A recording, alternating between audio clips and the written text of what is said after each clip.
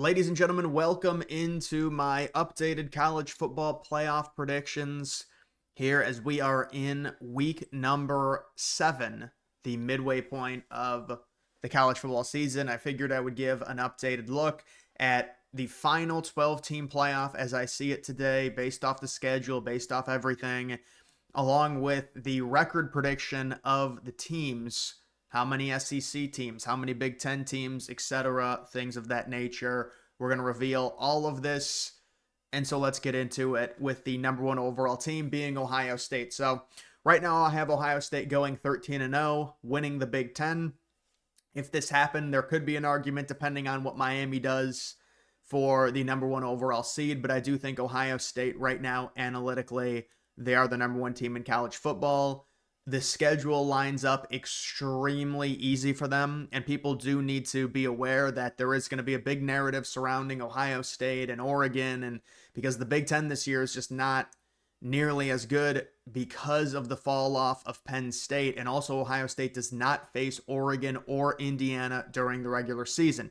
Now, in this scenario, they would face Oregon in the Big Ten championship and beat Oregon, and they do have the win over Texas, although that win is getting devalued pretty significantly based off of the defense. And also, I mean, we are human. We understand Ohio State did go on a crazy war run last year. They did win the national title. They do have one of the top tier, you could say the number one most talented roster based on on-field production in college football with everything aligned. They're looking like they're going to have at least 3 or 4 first-round picks in this upcoming draft.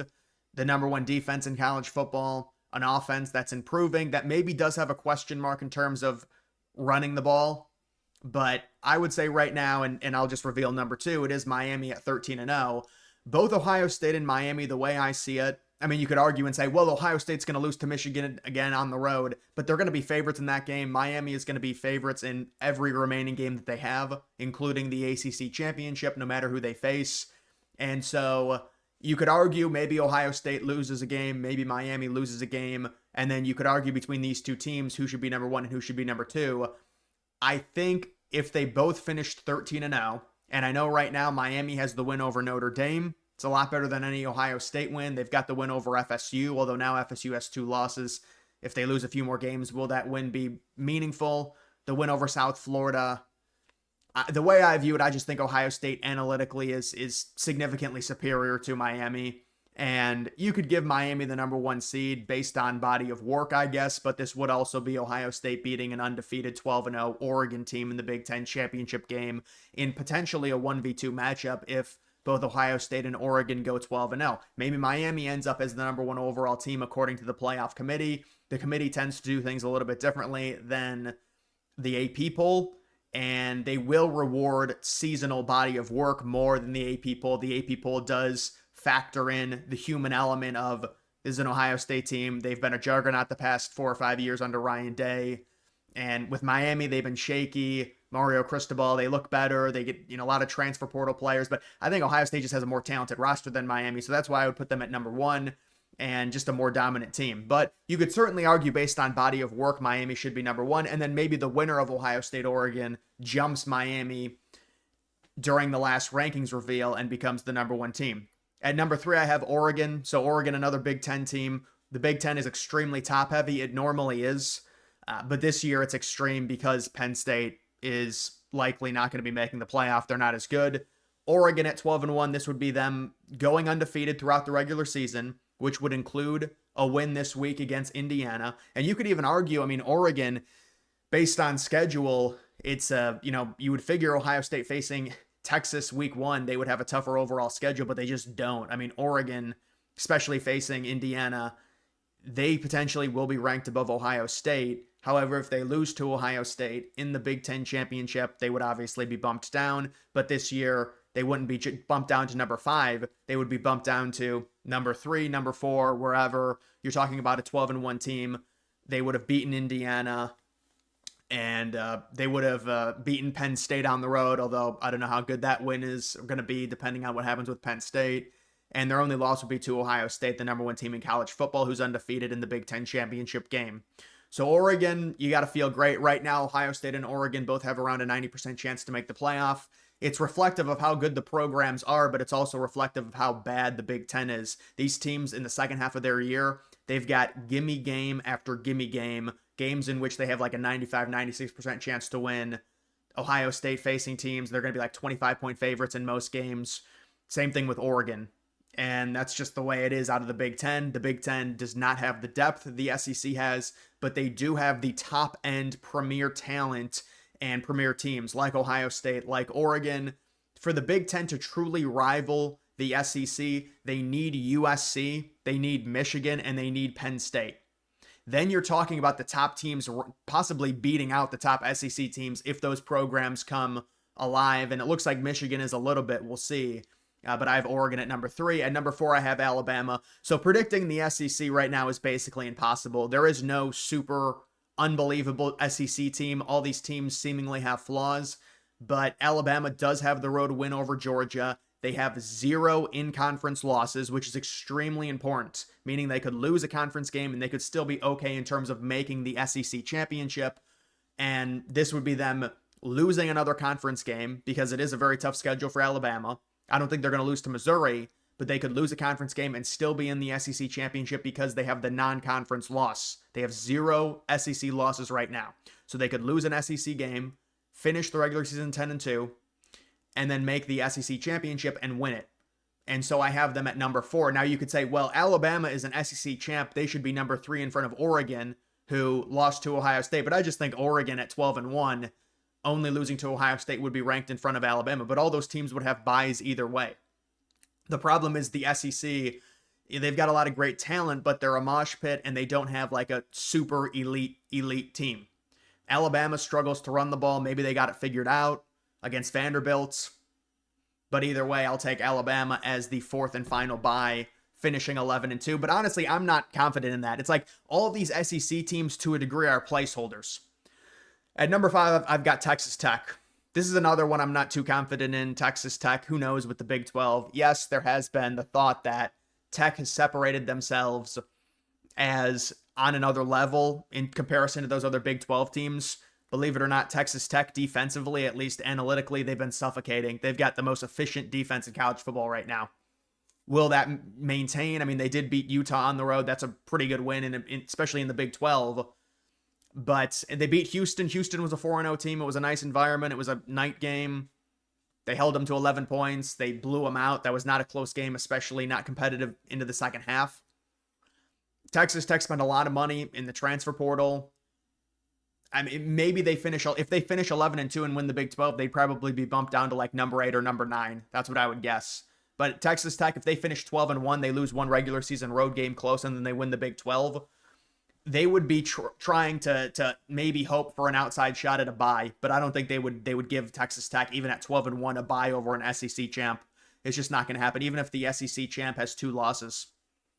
So people are going to argue, well, Texas Tech should be 4th in front of Bama. Well, no, Bama would have had a way better strength of schedule and a better analytical profile than Texas Tech. So Bama would be in front of Texas Tech with one more loss because they'd be SEC champs in this scenario. Texas Tech 12-1, they would lose a regular season game but then win the Big 12. That would be now if Texas Tech finishes 13-0, yeah, Texas Tech would probably be in front of Alabama. You're talking about a 13-0 versus 11-2. At number 6, it's Indiana at 11-1. So this would be Indiana not making the Big Ten championship. They would lose this week at Oregon in this scenario. So they would not have the tiebreaker against Oregon. Ohio State finishes undefeated. Indiana's out of the Big Ten championship picture. But they would go on the road and beat Penn State. I'm still not... So Indiana's a weird team. They started the season. Nobody really took them seriously. You know, last year was kind of the annoying thing where... everybody knew they were a pretender. They had a bad schedule. They had a bad analytical profile, but they made the playoff because of that schedule. That, you know, they got crushed by Ohio State 38-15, but they still made the playoff. And then they lost to Notre Dame in a game that really wasn't all that competitive into the second half. So for Indiana, I'm not completely confident they're going to beat Penn State on the road. I think they have to do it. If they finish 10-2, this year is a little bit different because Indiana is loved analytically. And it's really a singular reason. Well, honestly, they've blown everyone out. That's the number one reason. But even on top of that, they thoroughly dominated Illinois, which is still an analytical top 30 team in college football. So if you thoroughly dominate a top 30 team and win by 53 points, you are going to rock. I mean, Indiana is like ranked above all of these other SEC contenders in terms of analytics. Indiana is. They're like a top 5 team right now.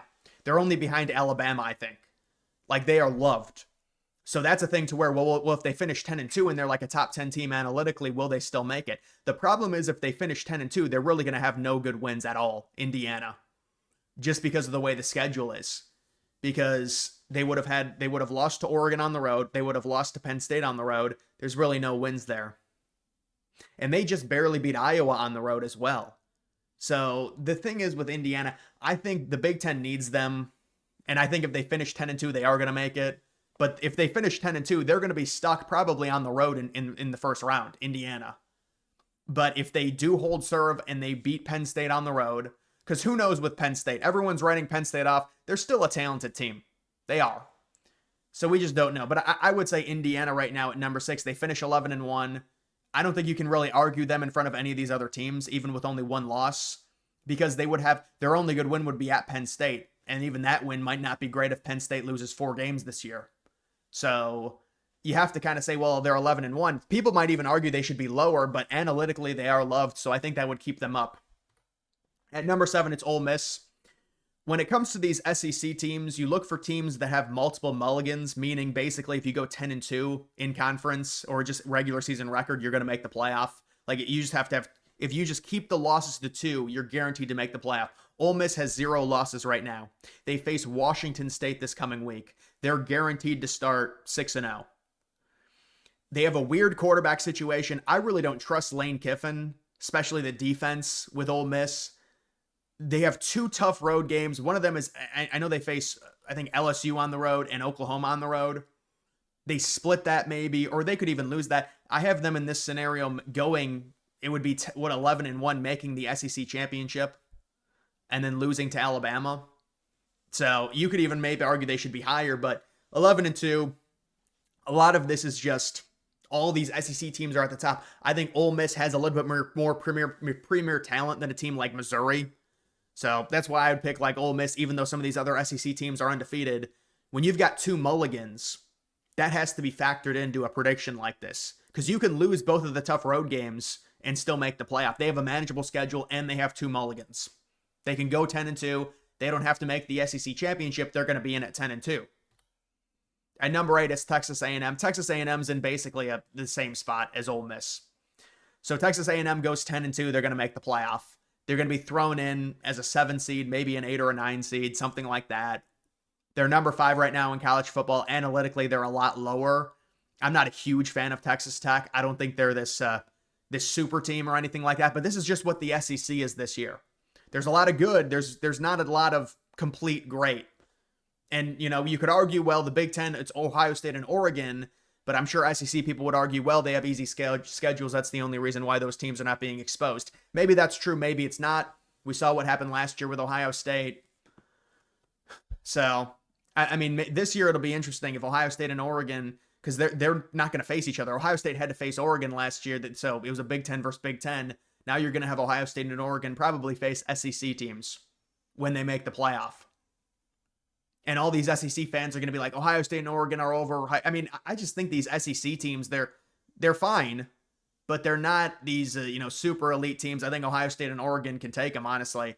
But you've got Texas A&M at number 8. They're a solid team. I thought they struggled, honestly, against Mississippi State. That score was not indicative of how that game went. Oklahoma at number 9. I have no faith in Oklahoma making the playoff. I had to throw someone in there. There's just, you want me to put BYU in and say they go 12-1 or 11-2 and make it? But I mean, a 2-loss Big 12 team, are they really going to make it? Oklahoma, they're undefeated, so they have 2 mulligans, right? I think they might lose to Texas. They've got a really tough schedule, Oklahoma, and I just don't like their offense. I don't think they generate enough big plays. They've got a really good defense. They got a great defensive line. Venables, it's not surprising they finally have that defense humming and consistent. I have to throw a team in there. So it's like, this would be Penn State, not Oklahoma, but Penn State has lost their spot now. So there's a spot open. So does the SEC take that get a fifth team in? I mean, we can argue it, but I've got Notre Dame in. People are going to be angry. Notre Dame, they've got two amazing losses. You've got the loss to Texas A&M, a game you probably should have won. You've got the loss to Miami on the road. Miami potentially is going to be a top 2, top 3 team with the final rankings.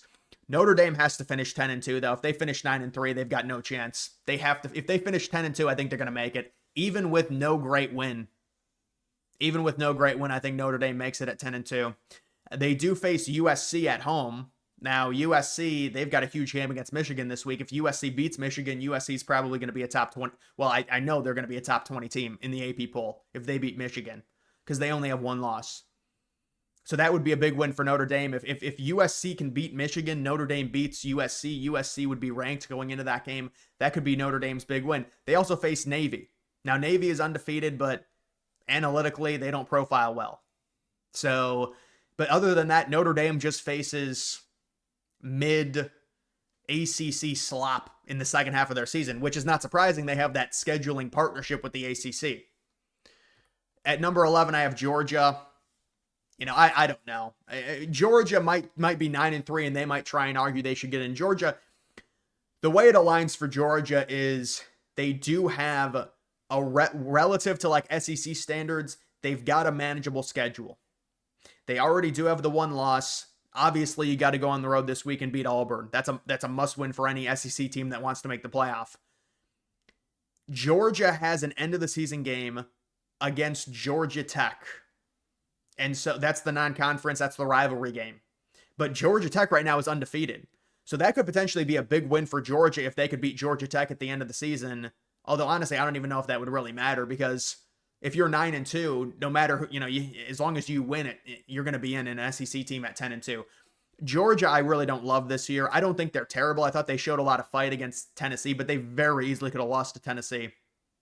And the game against Bama, it's tough to lose at home, but Bama was 13 of 19 on third downs. There's some flukiness involved.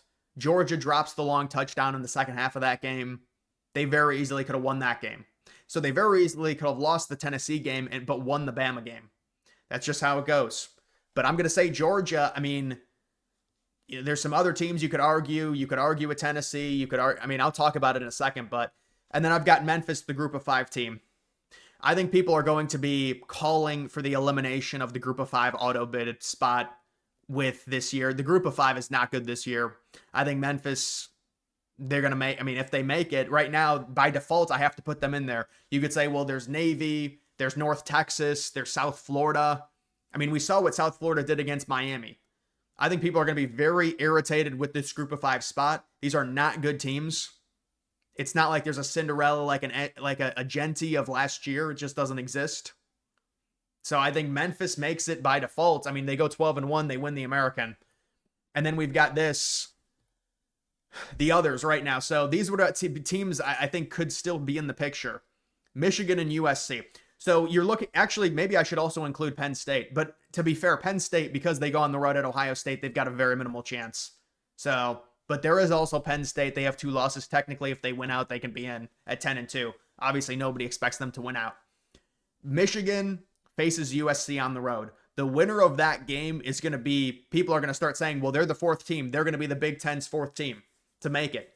Because if the Big Ten doesn't get 4 teams in, does that mean the SEC gets 5 teams in? Does that mean the Big 12 gets another team in? I don't know. But the winner of that game is extremely important. Michigan has 0 conference losses right now. They lost to Oklahoma. USC has lost to Illinois. I think USC beats Michigan. But the problem for USC is then they have to face Notre Dame on the road. So then that probably eliminates them. So that probably eliminates the chance the Big Ten gets 4 teams in if USC beats Michigan and then USC loses to Notre Dame. If Michigan beats USC, they maybe have a chance. I don't love their offense, but moving on to the SEC, you've got Missouri. Missouri's faced nobody, like literally no one. They're going to have a tough second half of the season. Vanderbilt, I don't think has a chance. I'm not a big believer in Vanderbilt. I'm not a big believer in LSU. They can't run the ball. Tennessee is, to me, Tennessee is like a prototypical 9-3 team that finishes ranked like 14th. And then Texas, who knows what Texas is. They've been a mess this year. They already have 2 losses. They've got A very good loss to Ohio State on the road, and then a bad loss to Florida, also on the road. If they beat Oklahoma, but I mean, what is going on with Texas? It's just like, it's hard to even talk about them because you just don't know the situation with Arch Manning. ACC, you've got Virginia with one loss, but can you really trust Virginia? And then you've got Georgia Tech. Georgia Tech's undefeated. Although Georgia Tech should have lost to Wake Forest. Yeah, Wake Forest. I don't think Georgia Tech is anything special. Big 12, you've got BYU. They're undefeated. Will they stay undefeated? No. Utah and Arizona State. Arizona State made the playoff last year. You respect the coaching staff. Utah, they've only got one loss. The loss is to Texas Tech. Maybe they rematch Texas Tech in the Big 12 championship. They win that game. Then both Utah and Texas Tech make it. That would be a scenario for the Big 12. Probably a dream scenario for the Big 12. I don't see it with Utah, though. But that would be, maybe Utah out of any of these teams if they go on a run. Group of 5, Navy and Old Dominion. I mean, I guess Navy's undefeated. Old Dominion has one loss to Indiana. They've been blowing teams out analytically. They've been pretty good, Old Dominion, for a Group of 5 team. But yeah, I mean, I think the SEC, there's arguments you can make. The Big Ten, I don't see a fourth team making it right now. The SEC, you could say, well, LSU, but I mean, look at LSU's week 1 win and how the devaluation of that against Clemson. Tennessee, you could make a legit argument for Tennessee. I don't think you can make an argument for Missouri. I'm sorry. Not with that schedule. Texas, you really can't make an argument for them. The ACC, I guess Georgia Tech, you can make an argument for because they're undefeated. But are 2 ACC teams really going to make it? I mean, this becomes an argument where it's like it's a 10-2 Georgia Tech team against a 10-2 SEC team. Georgia Tech's not going to win that battle. The other thing is Georgia Tech does have that game against Georgia. And you would figure they would at least drop one ACC game just because I don't think they're that great. Other than that, I mean, the Big 12, yeah, I mean, this is basically just the way I see it right now. This is the way I see it. Something along the lines of this. I mean, it's going to change, I'm sure. But either way, guys, that is going to do it for this video. Make sure you like the video down below. Also, follow me on X. Link to that's always in the description.